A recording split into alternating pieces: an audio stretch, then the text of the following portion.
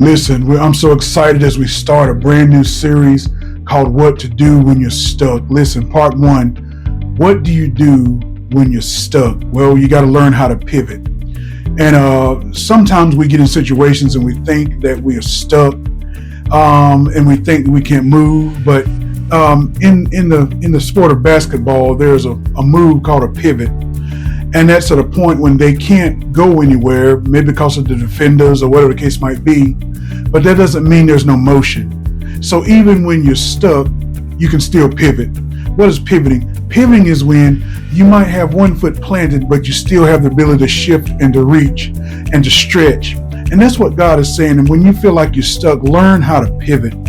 Learn how to pivot. Let me share a scripture with you, coming from Habakkuk chapter 3, verse 17 through 19. And it says this: though the fig tree does not bud, and there are no grapes on the vines, though the olive crops fail, and the fields produce no food, though there are no sheep in the pen, and no cattle in the stalls, yet I will rejoice in the Lord.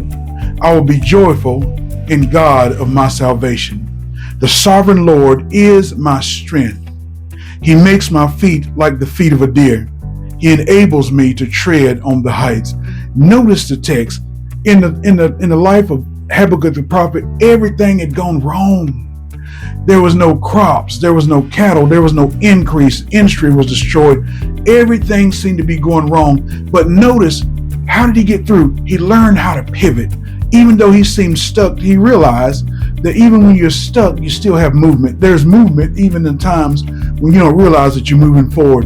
And notice what he said. He pivoted. He said, listen, there's no increase, but yet I will, here's the pivot, I will rejoice in the Lord. Why? It's all in the footwork. Notice he says, he's made my feet like hinds feet.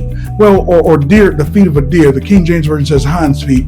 In other words, what he's saying is, if you look at a deer, and he's specifically talking about mountain deers, they can be on the side of a cliff, and it seems like, how do they stay up there? How do they not fall? How do they move from one place to the other? And the reason is they know how to pivot. They will be on one ledge and they will pivot to another ledge where it seems like there is no hope.